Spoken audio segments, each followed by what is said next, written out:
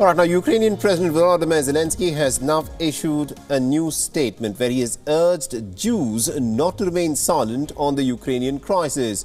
Now, Volodymyr Zelensky has said, and I quote him here, "Nazism is born in silence, so shout about the killings of civilians." He's also accused the Russian President Vladimir Putin of wanting to erase Ukraine and its history. Zelensky has also condemned Russia's strike on the site of the BABI Holocaust Memorial.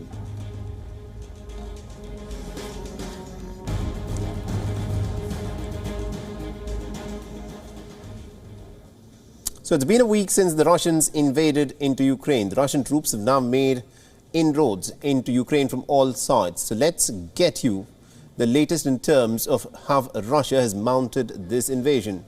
And let's start from the north, where the Ukrainian forces are holding off Russian troops from advancing towards the capital city of Kyiv.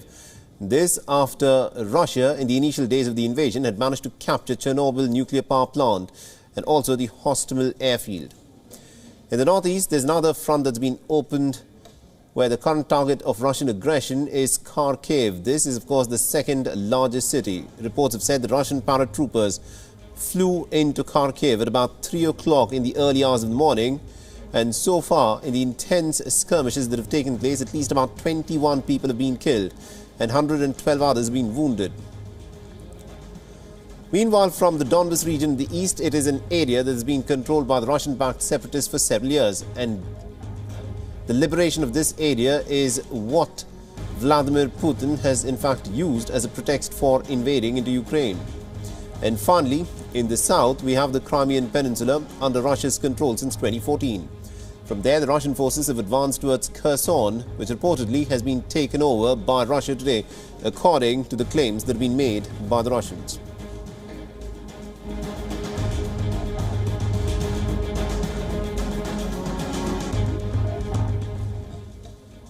All right, now to give us a better perspective in terms of how long Russia is willing to prolong this invasion to Ukraine, we are joined by Mr. Andreas Umlund, who is a political analyst from the Stockholm Center for Eastern European Studies, and he's joining us live on this broadcast. Now, Mr. Umlund, this is what we know in terms of how the Russian invasion, of course, is going. On the very first day, Russia had made some remarkable progress. They were virtually on the gates of Kiev. But since then, Russians seem to have met a lot of resistance from the Ukrainians who are defending their homeland. How long do you think the Russians would in fact be willing to prolong this invasion?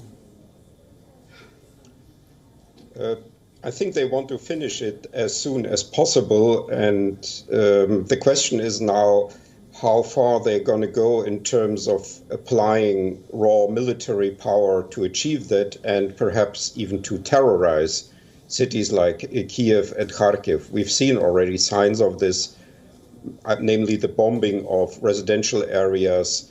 If Russia decides to behave like it earlier behaved in Syria, in cities like Aleppo, Homs, and Idlib, then Ukraine may at some point capitulate if we have large air raids of residential areas. But I still hope that this will not happen. And if it does not happen, I don't think it looks good for the Russian troops, because the resistance in the Ukrainian cities will be fierce. Right, and also in terms of how the West has, of course, responded to this crisis in Ukraine, do you think the West has done enough? Because initially, the West was a little reluctant to slap Russia with some crippling sanctions, but now the West is also upping the ante. They're trying to strike at Russia, financially make it expensive to carry on with its invasion. Has the West done enough? No, I think it has not done enough. As far as I know, the Russian gas and Russian oil is still flowing through the pipelines from Siberia to the European Union, and the money paid for that is apparently still being used for this invasion.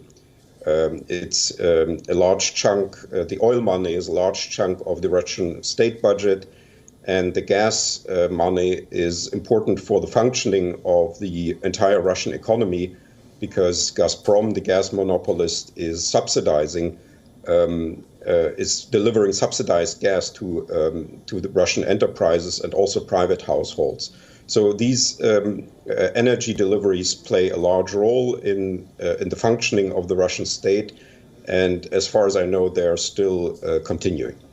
Now, in terms of what is happening in Ukraine, now there are some analysts who say that it is not Russia's game plan to in fact capture Kyiv, because if Russia were to do it, then it will be battling an insurgency, and from there on, it will be difficult for Russia to extricate itself from this war altogether.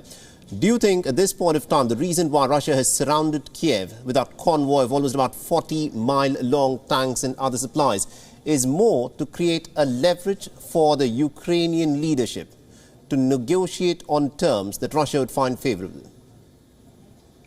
Yes, that is obviously the aim. I think Moscow was actually calculating that something like that could be happening much earlier, that basically Ukraine would capitulate earlier, or the other option that Russia could depose by itself the Russian president, enter Kyiv, and then install some sort of proxy government.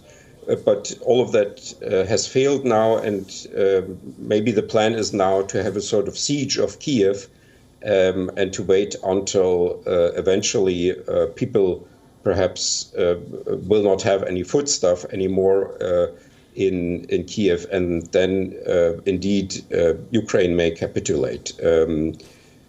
But that would be a long process, perhaps over weeks or even months, which is also with lots of risks for Russia. All right, we'll have to leave it there. Thank you very much indeed, Mr. Umlin, for joining us and getting us all those insights there. Thank you. WION is now available in your country. Download the app now and get all the news on the move.